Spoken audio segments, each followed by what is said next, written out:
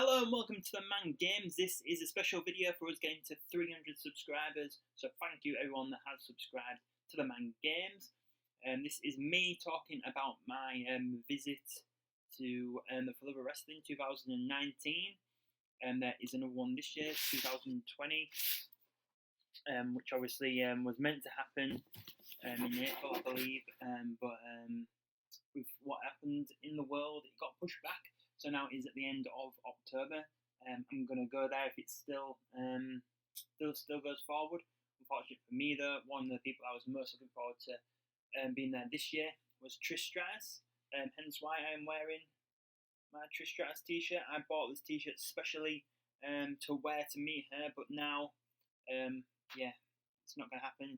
Not this year anyway. So I thought, well, I would at least wear it for this video, get some use out of it. You know what I mean? This was in Liverpool, in the exhibition centre. They do Comic Cons there also. I had previously been to a Comic Con there to meet Sting, which I'm sure we will talk about later down the line in maybe another video like this. Some of the people there, I'll go through who was there and then tell you about my experience there. So it is over 2 days, the event for the wrestling. So it was the 27th and the 28th of April last year, 2019.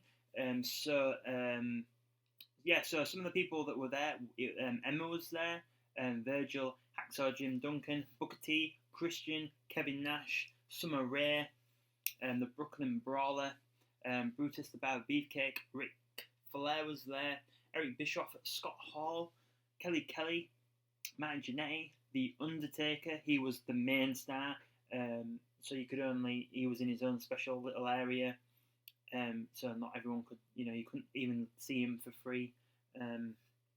Bret Hart was there, Lita, RVD, Chris Jericho, Pete Dunne, Jimmy Hart was there. There is also a guy who dresses up like The Undertaker. Really nice guy. He's really friendly. He encourages you to take pictures with him and stuff like that. So yeah, really nice guy. I met him at the Liverpool Comic Con as well. Both times he's been really friendly to me. We've had a good little chat. I had actually seen him in the crowd at WrestleMania, so I got to say to him, I saw him in the crowd at WrestleMania.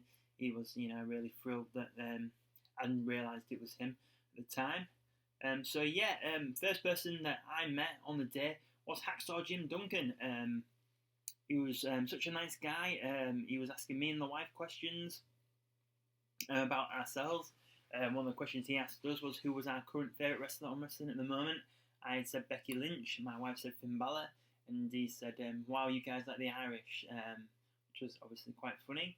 I'd said to him that I remember watching him as a child. I remember watching Goldberg beat him down after he just returned from kidney cancer, and Goldberg hammered him in the kidneys and left him there, blood pouring out of his mouth. I remember as a kid, I was really worried that Jim Duncan was going to die in the ring, and I got to tell him that, which it's something actually I don't even think I watched it back since I was a kid, because it was just awful, really. I remember my sister, she was a big Goldberg fan and she thought it was awful as well. Hacksaw Jim Duncan, a really nice guy, so I got a signed picture of Jim Duncan, which you can see there on the screen. So yeah, Jim Duncan, really nice guy, proper gentleman, one of the nicest guys I met on the day, actually. So that was Jim Duncan.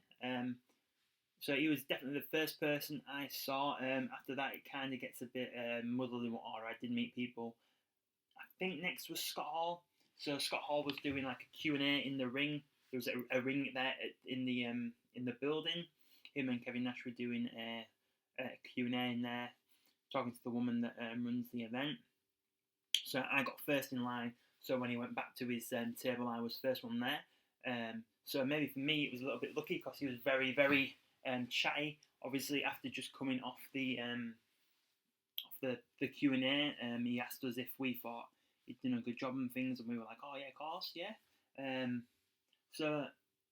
I was a bit cheeky. I said to him, can I get 2 things signed? And he said, yeah.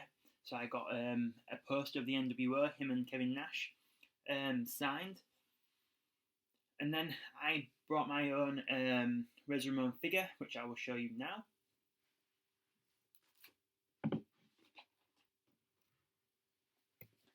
So if you've watched Fun with Figures, you'll have seen this a few times already. So yeah, so he signed this as Razor Ramon. He signed my picture as Scott Hall. So yeah, really, really nice guy he was. Really friendly to both me and my wife. You know, when you do something with your wife and people are nice to them as well, I think that makes you like that person even more.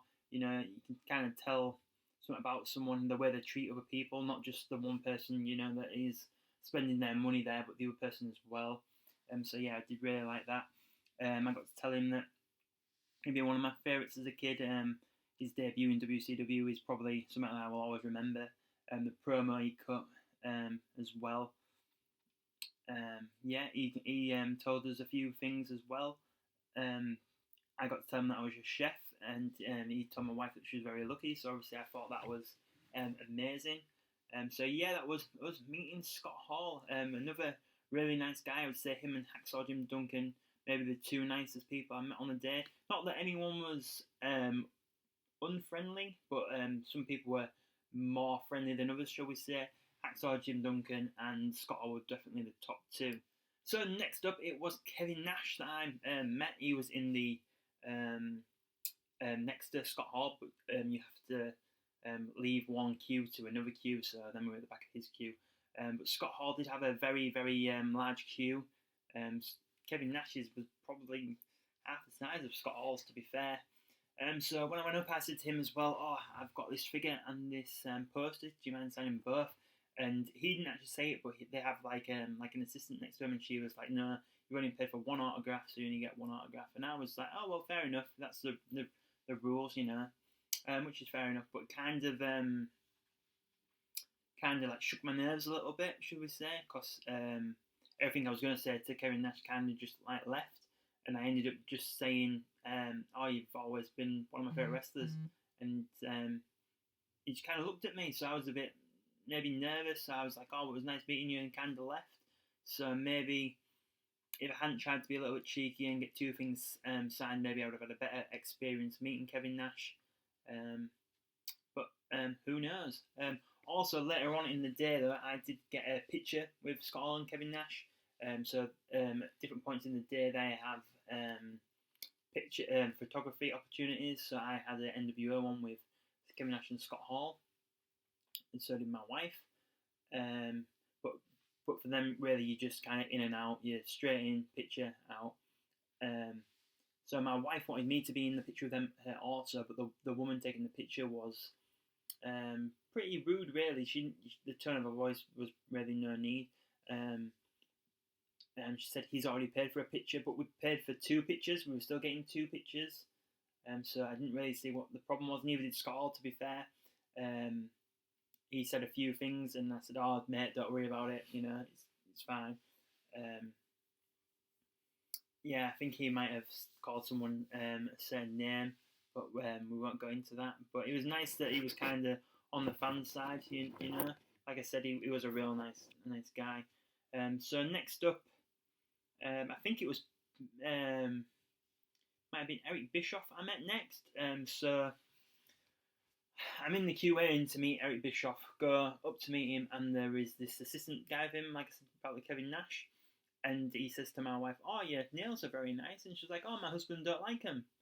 Like, oh, nice one. You're making me look like a right prick in front of Eric Bischoff. And this guy just kept on saying how nice they were, and I was a bit like, I was thinking to myself, like, you're eating into my time talking to Eric Bischoff here. So yeah, I'll just show you what I got signed. So my Best of WCW Volume 1 I got signed. You can see there. There is Eric Bischoff's signature. Yeah, he was a nice guy. He wasn't overly chatty back to me, really. When this nail stuff was going on, he kind of just like a little chuckle to himself. Obviously, I started watching WCW after my parents had divorced. So I got to say to him, I used to watch WCW on a Friday night with my dad. I have a lot of happy memories in a time in my life which was maybe a little bit hard. And he just said, "Oh, that's really a really nice thing to know." That was pretty much it. I mean, yeah, he didn't really try and take the conversation any further, should we say? But I mean, I suppose you meet all these people, in one day. It is a lot to take in for them as well. So yeah, he was a nice guy. He just didn't really make a lot of effort to make the conversation back. But yeah, I was still happy to meeting Eric Bischoff. I know some people don't have a lot of nice things to say about him, but really, he was an all right guy. So yeah, that was me meeting Eric Bischoff. Next up, I think it was Pete Dunne we met next. What I said to Pete Dunne, actually, he was sat drinking a Costa, actually, which I thought was very. And I mean, I know he's British anyway, but you kind of when you see him against all these American wrestlers, and you could, with him there with his Costa, you could like pick him out that he was an English person. So yeah, I said to him about his match with Tyler Bate at NXT Chicago. Was a really great match. Me and my wife had actually been talking about moving home while this match was on, and we kept having to stop because the match was so good. I was watching this on a Sunday night after I just finished work, so it was probably I think it was in April time, so it was probably around 7 or 8 o'clock at night. That's why I'd watched it later on the next day because of work. So yeah, we were trying to decide: do we move, do we stay? And then we've got Tyler Bate and Pete Dunne tearing it up in the ring, and we both kept on losing concentration on moving home because his match was so good. I got to tell him that he was kind of a bit like, yeah, that's good kind of thing. That was it really. Glad to have met him. He didn't really make a lot of effort to talk back. It was probably other than Kevin Nash, obviously, because he didn't actually really say anything back to me. It's probably the next one that didn't really talk a lot, but I was still glad to have met him. Give him an opportunity, I'd probably meet him again, to be honest. So yeah, that was me meeting Pete Dunne. So next up, I got to meet Lita. So I asked for a picture as well, which looking back was a bit silly, really, because one, it ate up into my time meeting Lita, and two, I could have paid the same amount for a better picture like I did with the Outsiders. But still, a picture is a picture. So the pictures that you get signed, they have them on the table, so you have to pick one out. I picked this one. Now, having to pick this out in front of Lita was actually a bit embarrassing, just obviously because she's in a bikini, and all the other ones she wasn't. So I don't know. You kind of feel, a bit, yeah. I won't say what you feel, but yeah, you're a bit embarrassed shall we say, a little bit embarrassed wanting a picture of her in a bikini signed when all the other ones weren't. But she was really nice. I think my wife actually got more time to speak to than I did because. So when we went up, my wife spoke to Lee and I spoke to the woman. I said, "Oh, can I get a picture as well?" And she was like, "Well, you've not paid for a picture." And I was like, "Yeah, no, I'll pay now." So we wasted maybe when you're meeting these wrestlers, 2 minutes could be half your time you get to spend, with the wrestlers. So that cut my time in half. So when she was signing the picture, she said, "I take it, I'm just making it out to you." I was like, "Yeah." So yeah, I just got to say to her quickly at the end, "I really like your Medusa tattoo. It's probably one of my favourite tattoos in wrestling. Out of all the wrestlers that have the tattoos, that was one that's always stood out to me watching wrestling." So I got to tell her that, and she was, "Oh wow, yeah." So that was me meeting Alita.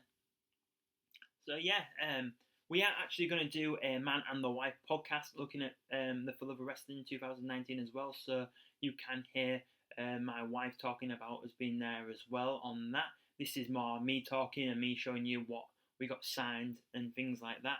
So on the podcast, we probably will go into more detail. So that is the Man and the Wife podcast.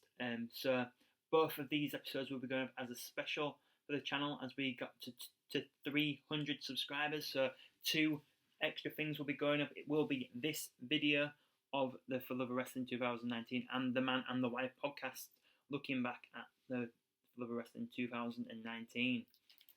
So next up was Booker T. I got to meet Booker T, someone that I loved as a kid. His match, this is what I actually said to him, his matches with Chris Benoit in WCW when I first started watching wrestling were really good. The missile drop kicks he used to hit on Benoit off the top rope were amazing. I think it was when they were doing their best of 7 matches. It seemed like every week they were fighting each other. And I remember as a kid, like, these two must really hate each other.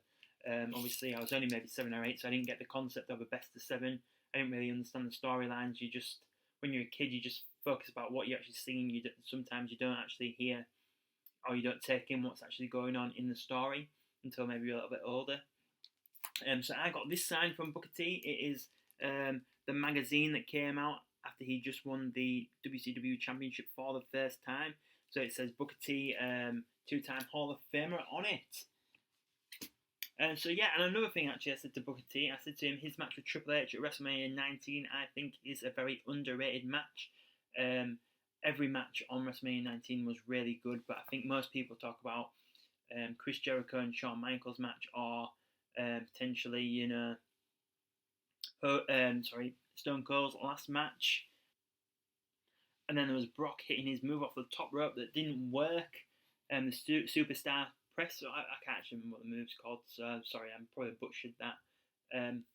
So yeah, there was a lot of talking points leading WrestleMania 19. I think Booker T vs Triple H was something that was kind of like forgotten. I think Triple H did a really good job of trying to make Booker T look like a star in this match. He was already a star, in my opinion. He was a star when I was 7 years old, and I watched him fight Chris Benoit, win the World Championship in WCW. So yeah, he's always been a star to me anyway. But yeah, it was nice to see Booker T having that spot on a WrestleMania card. It's just, for Booker T, it's kind of a shame that there was some bigger things than him on the show. Like I said, there was Stone Cold's last match. There was Jericho, Shawn Michaels, obviously the other Undisputed or WWE Championship match, whatever you want to call it. And then there was Hogan and McMahon as well. There was a lot going on that WrestleMania. That's probably why it is one of the better manias that are out there, because some later down the line, they kind of just feel like some of the matches there are for the sake of it, maybe to book the show out. But this one, every match kind of mattered, apart from that stupid, what was it? The Catfight Girls had a match with Tori and Stacey. That was just a bit stupid, but reasons. So yeah, that was me meeting Booker T. So next up, I got to meet Christian. Now this was someone I was really looking forward to meeting, just because I was a big fan of Edge and Christian's podcast before they stopped doing it. They would always tell people, or say that they always bet on themselves, and that's something that I believe in. I believe in you need to bet on yourself to make a better life. That's like starting this YouTube channel. I didn't really think anything would kind of happen, and then now we've got 300 subscribers, and 6 months ago we had maybe 7 or something. So you put the work in, it pays off. That is what Christian and Edge and some of the other wrestlers kind of like teach you. Especially also, I want to point out DDP. He's someone else that tells you bet on yourself and you'll make things happen. Well, that is what we're trying to do out at the Man Games. We're trying to bet on ourselves to make this a really good YouTube channel for lots of people to enjoy. So it's people like Christian, Edge, DDP that make you believe in yourself more. That's why I really like Christian and looked up to Christian. Unfortunately, because I was telling him how much that he helped me believe in myself, I didn't actually get to talk to him about wrestling. To be honest, Christian was probably the most nervous person I was meeting that day. I was very rambly, should we say. I think at first I didn't even know what the hell I was on about, because I was just trying to get all my words out too fast. And I think it's because I was so nervous, all my words weren't coming out right, and my wife actually had to explain what the hell I meant. So we'll probably go into more detail about that on the podcast show. So I got to have this picture signed of me meeting Christian. It does say there, bet on yourself, because that is what, like I said, he has made me feel like I can bet on myself. so that's why obviously he wrote that. Unfortunately for Christian, his plane was actually delayed, so he was really late to the show. But he was one of these people, and Booker T was exactly the same. I didn't mention this, but Christian and Booker T, they never sat down once. They were always stood up, meeting the fans, very engaging, very friendly. They weren't just sat down, and you know, it really showed that they cared that extra bit more by being stood up and wanting to shake your hand, and you know, it makes you, the fan, feel more important. I suppose that is the best way of putting it. So next up, I got to meet Bret Hart, someone that I liked as a child. Obviously in WCW, he wasn't pushed the same way as in the WWF. I've recently watched a lot more of Bret Hart after I just read his book, which is really, really good. It's a really big book, and I suppose with lockdown, I managed to read it in 2 weeks. So yeah, I was pretty amazed with myself actually. Because when I saw the book, I was like, wow, that's going to take a while to read. And I ended up reading it in 2 weeks just because I thought it was really good. So obviously, something I will say actually, in the book he says that when he signs an autograph, he puts 4 little dots on the autograph to symbolise his 4 children. Well, obviously I didn't know this at the time. This was obviously 2019. It says there, Bret Hart, the 4 dots. So yeah, it's strange how you can read something and then you've got something in your house that actually backs that up. It's kind of strange. But so I said to Bret Hart that I first started watching him in WCW, and he kind of pulled a face, and I thought maybe I shouldn't have started off saying that because I know he's not very proud of his time in WCW. But I remember as a child, my dad bought me a VHS from a car boot. It was SummerSlam '94, and the match on that card was Bret Hart versus Owen Hart. It was the first time I've ever seen Owen Hart. This was tragically just after he had passed away also, and they had their classic match in the steel cage. In my eyes, probably the best SummerSlam match of all time. Probably that, and John Cena and Daniel Bryan is another match at SummerSlam I really like. That SummerSlam 13 card is a banging card. It is definitely one that we will be reviewing on the podcast, The Man and the Wife. So yeah, make sure you look out for that. So yeah, unfortunately, I didn't get a lot of time with Bret Hart because he was the only person whose assistant was telling you, right, you have to go now. Like some of the other ones, you kind of just get, you know, you've had your time, so you go anyway. But this woman was like, oh, you have to hurry up, and I was like, you don't need to just sign my thing. Like I don't want to be talking to the people while they're signing their, when they're signing something for me. I just let them sign it, cause you know, I don't want to. I don't know. I think it's just a bit more respectful. You know, if someone's writing something, you let them concentrate and do it, and then you know you speak after they've done it. But maybe that's just me being maybe a bit weird. But yeah, that's how I think. But yeah, Bret was a nice guy. It's just a shame that didn't get a lot of time to speak to him. I actually like him a lot more now after reading the book. You know, I think he's had a very unique life. You know, growing up with like 11 other siblings in a house with a dungeon with all these people screaming, and yeah, if you've not read the book, it is definitely worth a read. So also, I was meant to get an autograph from Chris Jericho, but by this time in the day, it was very late. It's over 2 days, but we only had a 1 day ticket. We were both very tired. I think it was maybe about 4:30. We'd been in the queue to get into the building since 8:30, I think. So I just asked, could I get a picture instead of waiting in line to get the autograph? So I just got a picture with me and Jericho. So I just got to say, you're all right, and then thank you, really. That was all it was. But yeah, I know he had a queue a mile long, and you know everyone seemed to have met him, really enjoyed meeting him. So I reckon he is a really nice guy. So yeah. Just trying to think of some of the other people there that I forgot to mention. Sid Vicious was there also. Didn't meet him though.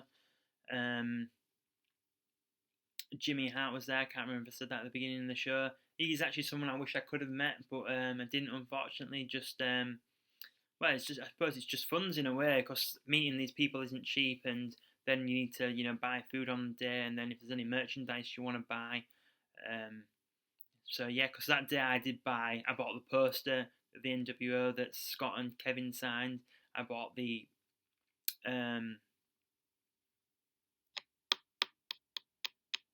bought the WCW magazine. The Booker T did sign. So yeah, you do actually spend more there on the day as well. And I think there was a guy selling fudge there as well, which was really good. So me and the wife bought some fudge. We bought the DDP book there as well. Positive, I think, is it Positively Page? No, Positively Unstoppable Page it is. I've got it on the floor of there as I am now reading it after my wife has finished it. So yeah, another good book that is worth a read. So yeah, I think that is it. I think we've basically covered everything. So yeah, high points, definitely meeting Scott Hall and Hacksaw Jim Duncan. They were probably the nicest that I felt. Like I said before, not that anyone wasn't, but these two kind of made me feel like they cared more, should we say. Like Jim Duncan must have shook my hand about 4 or 5 times. Just a really, really nice guy. And same with Scott, just we must have talked for over 5 minutes, and he wasn't trying to just sign it and get rid of us, you know. So yeah, really, really, it's nice to meet people that you've looked up to as a child, and they're not being, you know, nasty or, well, just dicks, really. You know, it's nice that they are really nice people also. So yeah, that was it from the Man Games for this special episode. So this is to celebrate we got to 300 subscribers. So thank you everyone for subscribing, and we will try our best to put out the best content we can for you guys. So yeah, please check out the other content on the channel. There is the Fun with Figures episodes going up every Monday, Wednesday and Friday. There is the watch along on a Saturday. There is also the Man and the Wife podcast. Like I said before, this will be going up in podcast form as well, but me and the wife discussing the event in more detail, shall we say. The Man and the Wife podcast goes up every Sunday, so we normally review an old pay-per-view, or say, you know, if it's NXT, we'll review an NXT the week before, or the Sunday before, or the Sunday of the pay-per-view, should we say. We're also going to try and do like the best 5, or, you know, maybe shocking moments. It's not just going to be pay-per-view based. We are going to do other things also, kind of like this, for Love of Wrestling. Because, like I said, we were at Liverpool Comic Con, where I met Sting, my childhood hero. So we will definitely be doing a podcast of that as well. Maybe even a show like this again as well. So yeah, it just depends when we get them subscribers in. So yeah. If you are watching this and you haven't subscribed, please subscribe, because, you know, you get more extra content like this. Like this video if you enjoyed looking back at For Love of Wrestling. If you were there, let me know who you really liked in the comments. And yeah, so yeah, that was it from the Man Games today, talking about the For Love of Wrestling 2019. Thanks for watching.